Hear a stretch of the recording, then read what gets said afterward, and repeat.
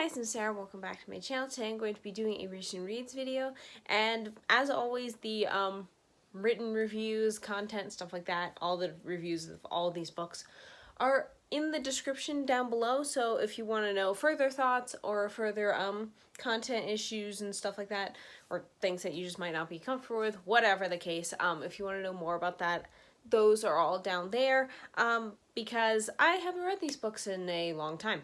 Most of these I think I read like August or way back in early September. I'm filming this at the end of September, so yeah, so I may have forgotten some stuff, so yeah.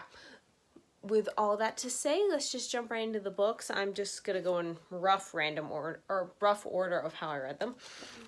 And the first book is Amia and the Ice Gems by Felicity Brown.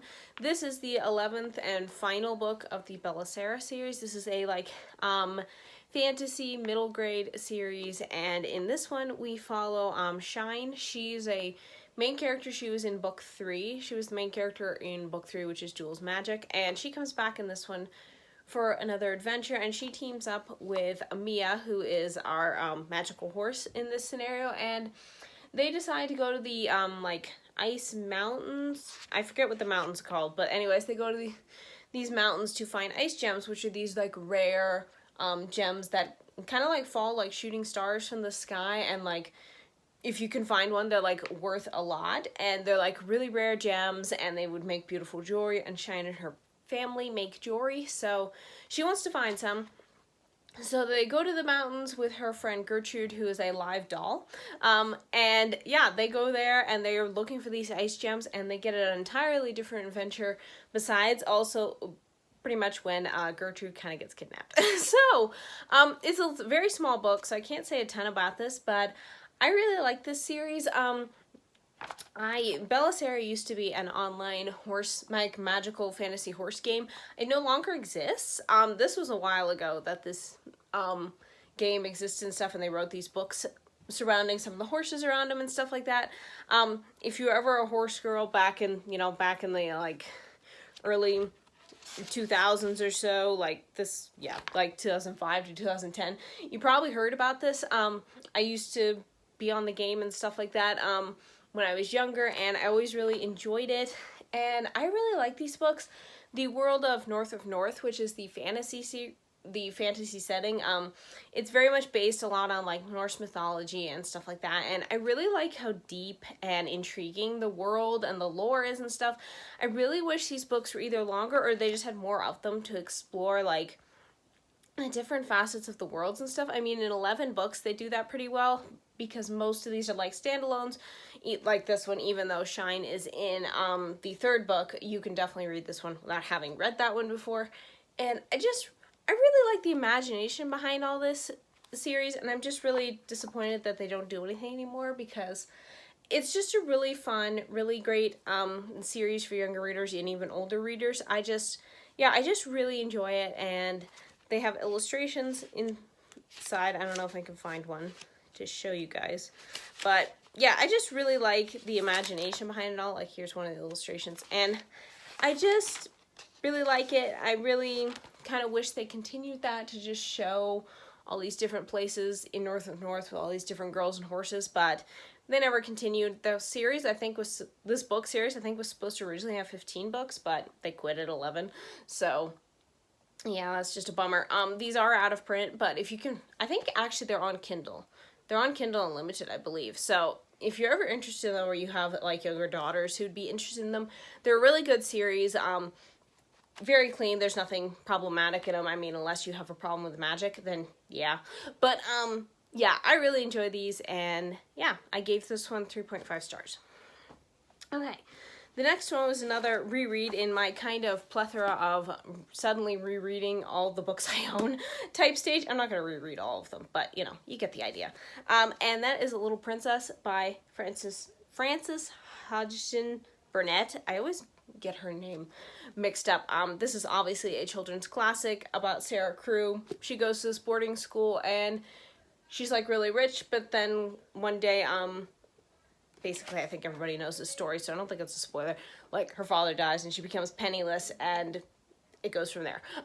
But yeah, I really like really loved this book when I was younger, and I still really enjoyed it. I really liked revisiting this, and what really stood out to me this time around was how Sarah mentioned that because she has a very large imagination, she comes up with these stories and stuff like that and that's something I really can relate to as an author.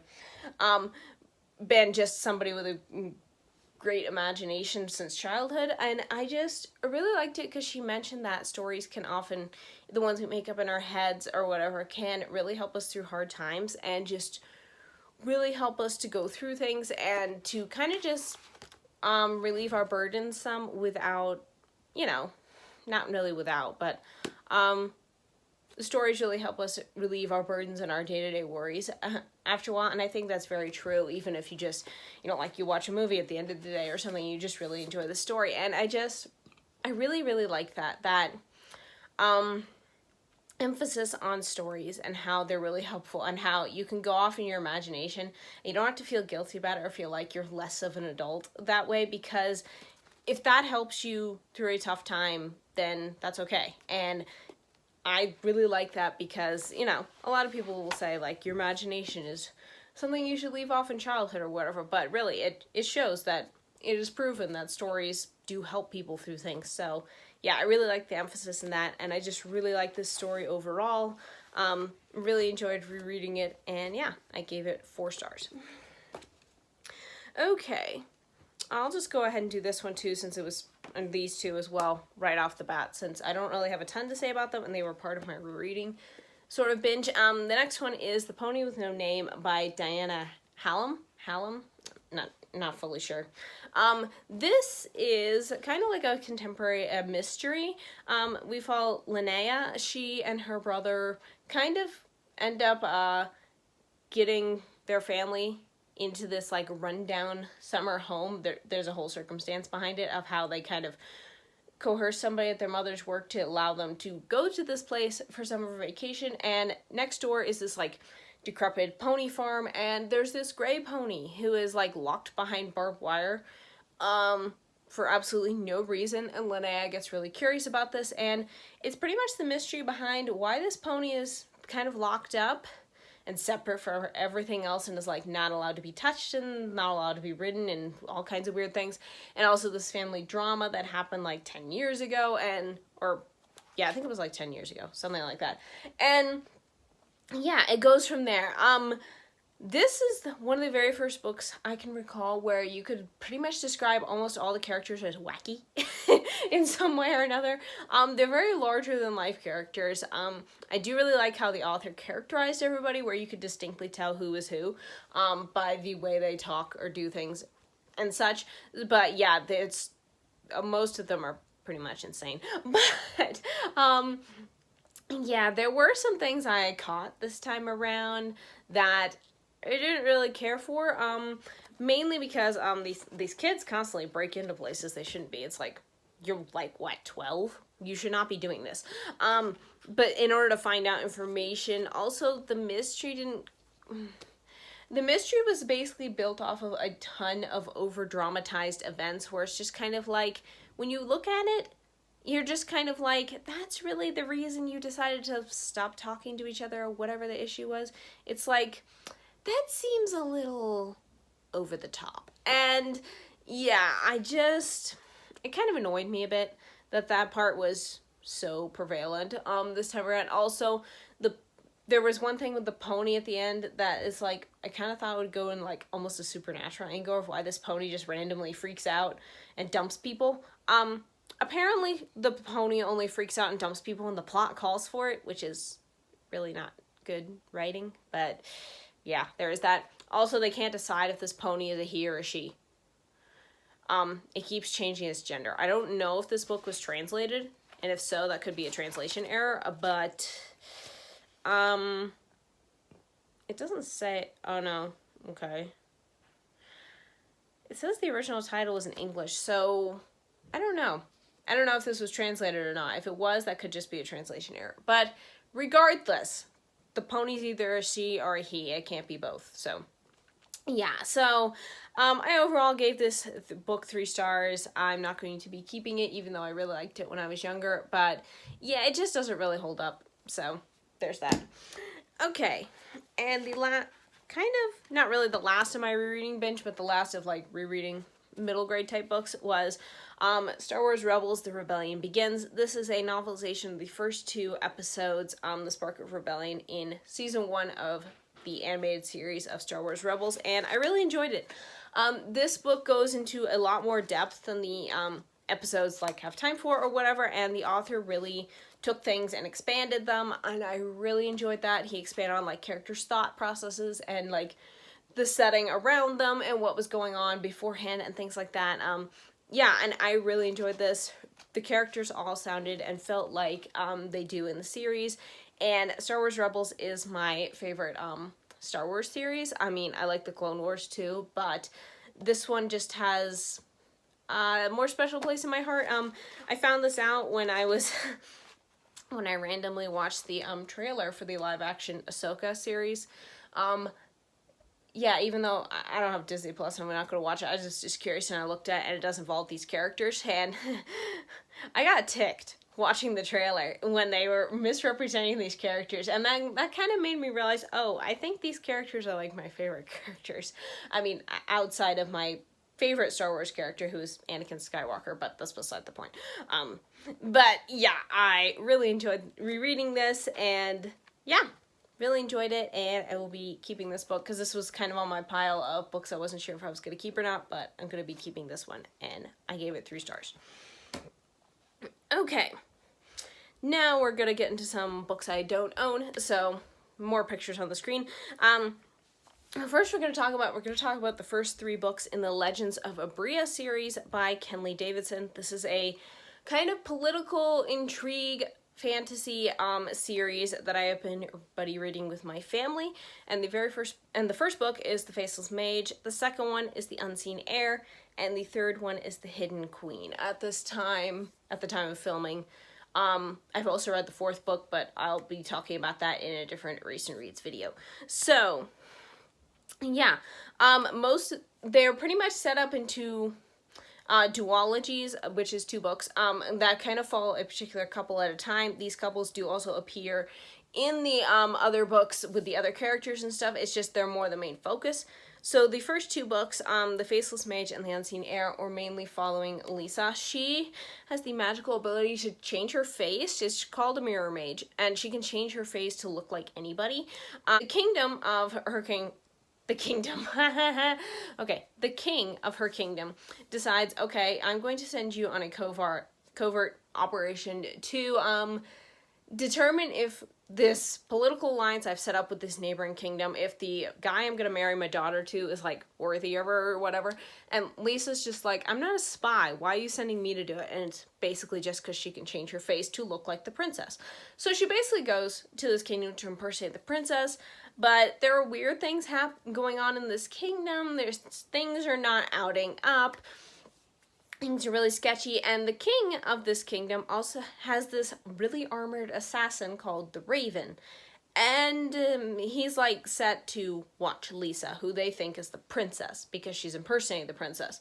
But Lisa's also trying to be a spy and find out things. So, political intrigue galore there. And things go from there. Obviously, I can't say too much about books 2 and 3, but I did enjoy them. So I'm just going to be talking about them overall. That is the setup. What I told you about the Faceless Mage, that is the setup for the whole series.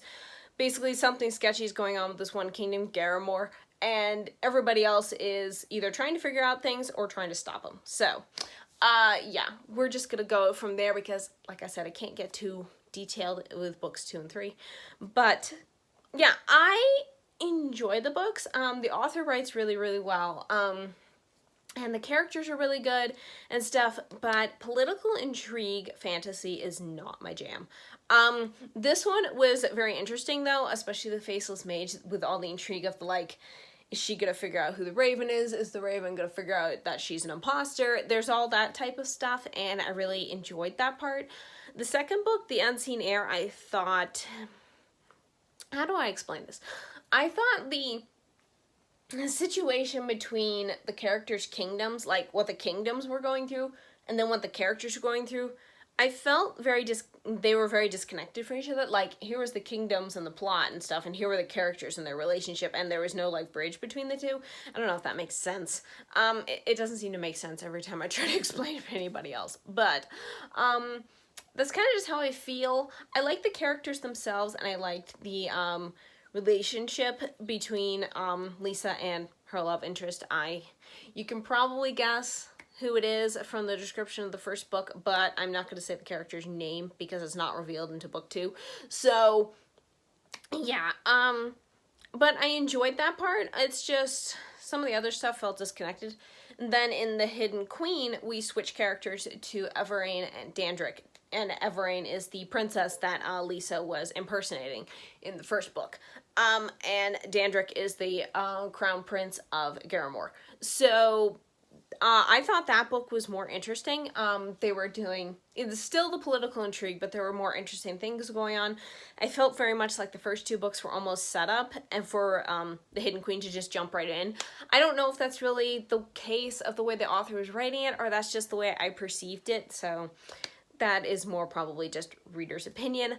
I did really enjoy The Hidden Queen. I actually ended up enjoying, of the 2 characters in that one, between Abreia and Dandrick, I actually really like Dandrick, which is surprising because he's kind of a jerk in the first 2 books, the very brief encounters we have with him, and I really liked his growth because literally, I mean, the poor guy has literally his whole world destroyed in The Hidden Queen, and I was just like, I feel sorry for this guy, he needs a hug. But yeah, and just his growth over time, especially into the 4th book, which I'll talk about in my next recent reads video. Yeah, it's just amazing, and I really enjoy his character. Abreia, I find she's fine. I find her kind of irritating at times though, because she's so, not so much in this book, but she has this thing about her where sometimes I just find her irritating, and I'm not quite sure where to put my finger on it, but there is that. So yeah, I gave all 3 of these books 4 stars because they are well written. If you like fantasy, political intrigue, they're really well done, and I do like the characters. There's just some weird things sometimes in the books where I'm just kind of like, I really don't like this, and there's like things that are not wrapped up with other characters, which is like, okay, I kind of see it's the way the author was keeping them in the story, but there could have been a better way to do it, and it's just more personal preference things than the actual writing. So yeah, I gave all 3 of those 4 stars. Okay, the next book I have to talk about is a short story collection that I got an ARC from, so thank you to the author and the publisher for sending me an ARC of this, and this is, okay, this is a long title, Unexpected Encounters of a Draconic Kind and Other Stories by Becca Gremikova. I do not know if I said the author's name right. I apologize if that is incorrect. Gorgeous cover. I love this cover. Yeah, I really enjoyed this. This is a variety of short stories, and they kind of go with a variety of genres. There's like fantasy, there's some contemporary, I think there's like some mystery, I forget on all of them. There was a couple ghost stories, several with mermaids. I really enjoyed them. For the most part, a lot of the beginning stories I didn't personally connect with, which is a thing with short story collections. You don't always connect with everything. So I was a little concerned I wouldn't like any of them, but I hit like, I think Merchild, which is the title of one of the stories that I really liked. I think that was the first one that I read. It's somewhere in the middle of the book where I was like, oh, okay, I really like a lot of these. So if you want to see which stories I liked the most, check out my review on Goodreads because I list them all. I just don't remember all the titles. I really like the author's writing style. I really liked one of her stories in the Tales from the Tower anthology, which was a Rapunzel anthology. Her story in there was like my favorite. So yeah, I really enjoyed her seeing more of her works, and I'm very excited for the day she has a novel published. Now, on to the next book, which is also an ARC, and that is The Crownless Prince by Selena R. Gonzalez. This is part of the Once Upon a Prince series. This is a multi-author series of standalone novellas where we more focus on the prince of fairy tale retellings who are fighting to get their happily ever after, rather than just the princess, which a lot of them are. And so the princes are the main characters in these stories, and Selena's book, The Crownless Prince, will be coming out December 1st, I believe. It is not yet.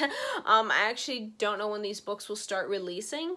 It's like, because the Crownless Prince is like one of the last books in the series. But anyways, I got an ARC for this, so thank you very much to the author for sending me a copy. I gave this book 5 stars. I adored it.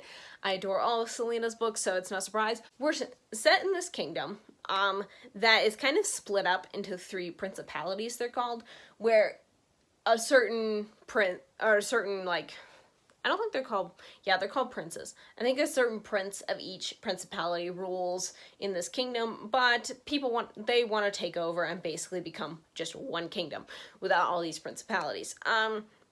So, in that situation, we are following Prince Marcus. He got locked in a tower by his father, nice guy, who, because he wouldn't marry this girl for a political alliance that his father wanted, because he had already fallen in love with Princess Adriana. Unfortunately, Princess Adriana is the daughter of one of the main princes that Marcus's father has a feud with. So, like, forbidden romance here, guys. Like, yeah, this was a for real legit thing. I mean, Marcus got locked in a tower because of it. I mean, come on. There's nothing more forbidden than that. Well, I mean, there's the illegal kind of forbidden and the morally bad forbidden, but whatever, we're not talking about that. Anyways, so Marcus is like locked up, I forget how long, 3 or 4 years, I think it is. He gets locked up in there for a while, and then he eventually manages to get out at some point. And he realizes that, you know, the principalities have fallen, it's become one kingdom, and he hears that Adriana is going to be married to some other dude. So, he decides to, you know, kind of just move on with his life, because obviously she moved on without him, even though they promised to wait for each other. And then things happen, because he and his manservant best friend Edwin, they get hired to be servants of this guy. Guess who this Lord guy is? Yeah, he's the dude who's going to be marrying Adriana. So, complications and things ensue from here. And yeah, I really love this book. I love these characters, the setting, everything, the emotions. This Selena Argenzales writes, if you want a book to rip out your heart, stomp on it, and then give it back to you, in full of light, happy feelings at the same time while you're being emotionally destroyed, you should read some of her books, because she is an expert at it. And yeah, this book was no exception. Like, it may be a novella, but she manages to just rip your heart out and then put it back, and then it's all good and happy by the end, and you're happy about it, but also at the same time, you're like, the poor characters, my poor babies. Yes. I loved all these characters. I love Adriana. I love Marcus. Yeah, Marcus just goes through it. I didn't mention before, but this is a gender-bent retelling of Maid Maleen. I have not read the original of this fairy tale before. But I feel like I've heard parts of it somewhere, because some lines that were mentioned in the story, I was like, huh, I think I've heard that somewhere, but I have no clue where.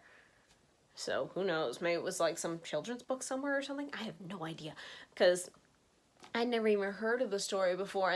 But for some reason, lines in it, I was just like, oh yeah, that sounds familiar, but why? So yeah, no idea about that. But yeah, I am so excited for when this book comes out. Like I said, it won't be coming out until the beginning of December. I'm pretty sure it's December 1st. Could be wrong. I'm always wrong with dates, so don't hold me to that if that is incorrect. I just know it's in early December. So yeah, I'm very excited for that one, and very happy I got an e-art copy, and yeah, I gave this book 5 stars. And the next book I have to talk about that I also gave 5 stars to is My Little Rock Airman by Brittany Fitzgerald. This is the first book in the, I always forget the series title. My Air Force Fairy Tale? Pretty sure that's the series name.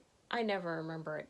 So, it's actually the first book in this series. I already read the 3rd book, which is currently the last one. So, but they're all standalone, contemporary, Christian romances, so it doesn't really matter if you read them out of order, obviously.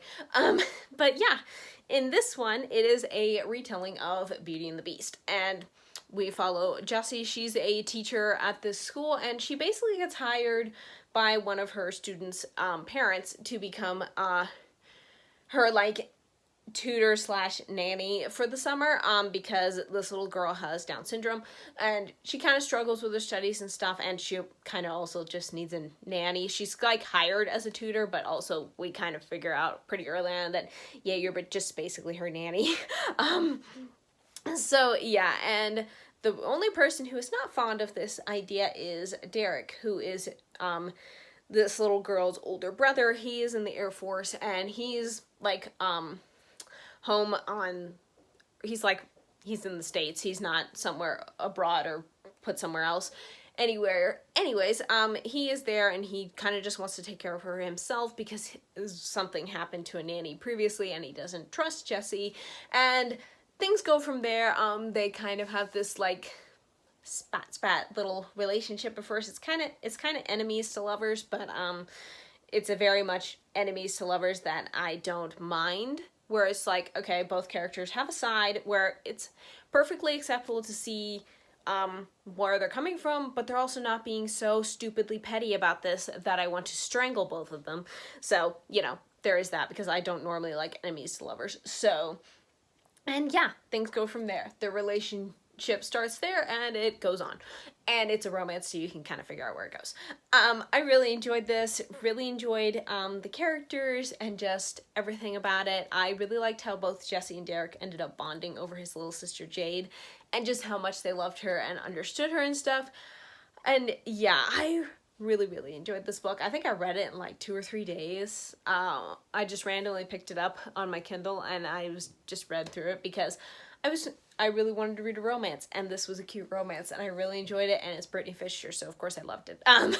So yeah, I really liked how she wove in elements of Beauty and the Beast too, where it's like, you know, normally I don't like retellings of this fairy tale either, so, but I really did enjoy this one. So there's a first for everything. I mean, I've enjoyed other Beauty and the Beast retellings. I mean, one of them's up there. That would be A Thieving Curse. I love that story. But yeah, really enjoyed this one and highly recommend it. Okay, and alright, the next one, I don't really have a ton to say about this one, so I'm just going to jump in. This is also a 5-star book. This is also a reread, and that is 1000 Guests by Anne Voskamp. Yeah, it's just basically, the tagline is, a dare to live fully right where you are, and I really needed to read this book at this time. I read it, like, years ago. I'm pretty sure when it first came out, my mom had me and my sister read it. 2010. Yeah, that'd probably be about right when I first read it, somewhere around there.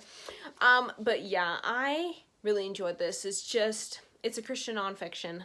I don't normally talk too much about the nonfiction I read, mainly because I don't read that much nonfiction, but I was just kind of reading this as part of my daily Bible reading as like a devotional type thing, and I really enjoyed this. I just really needed to hear what she had to say at this time, of just like seeing the little things in life and just how those show how much God loves us. And yeah, I really enjoyed this. I really highly recommend this book. I haven't read anything else by this author, and I'm not sure I need to, because I really liked this book, and yeah.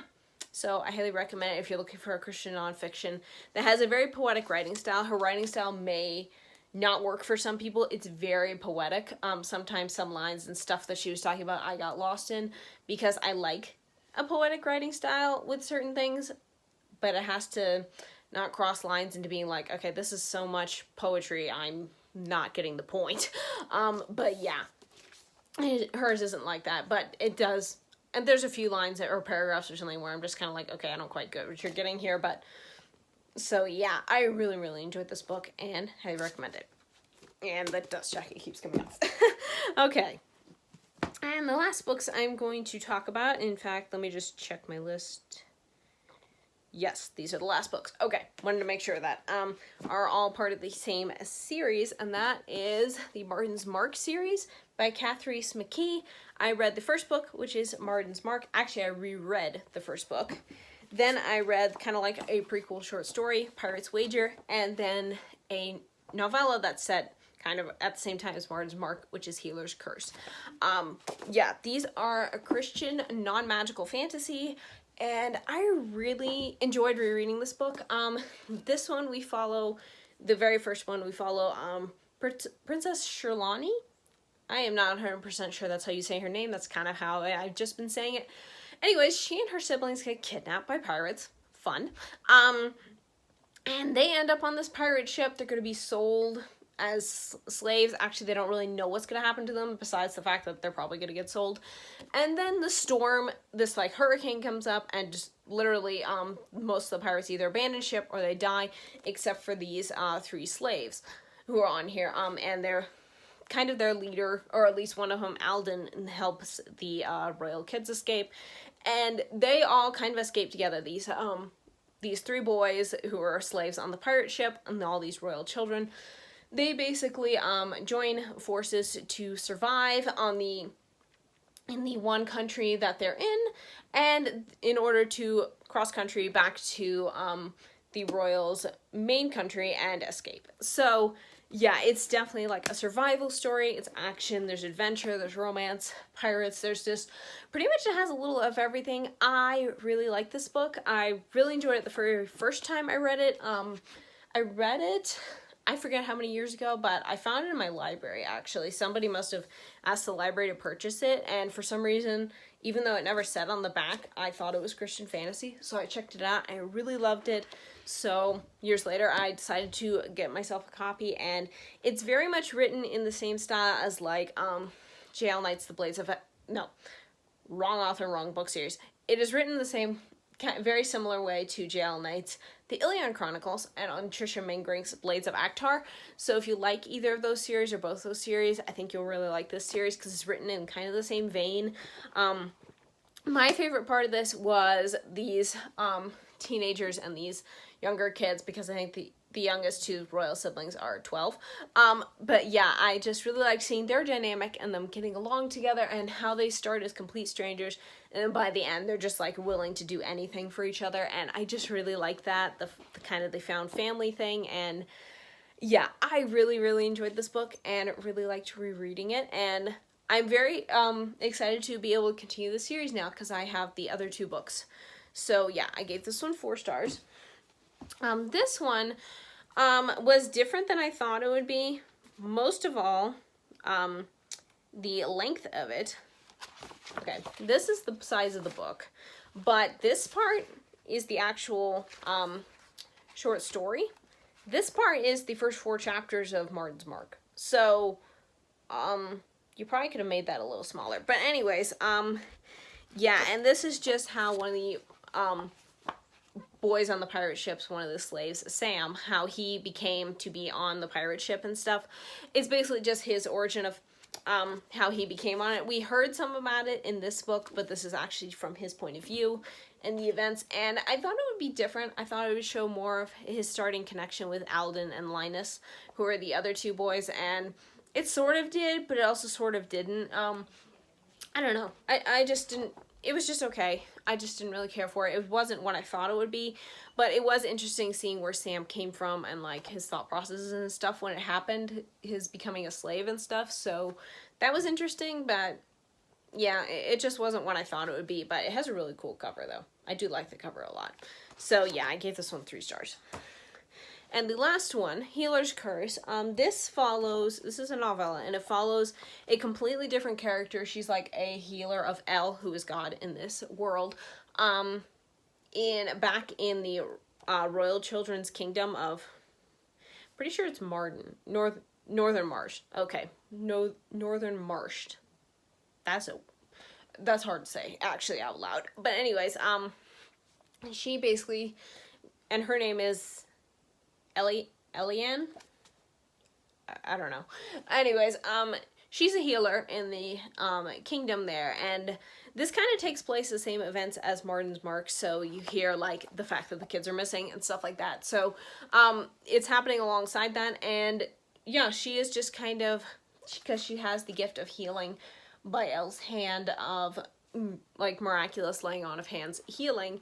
but she hasn't used it ever since her husband died, and then her mother-in-law died, and she was basically blamed for killing them, even though she didn't. It's just, the healing wasn't, it didn't work on them because Elle didn't want to save them. And yeah, so she kind of has some distrust towards Elle about it, and then an enemy, soldier comes in seriously wounded, and she's gonna have to decide, does she end up using her gift on him or not?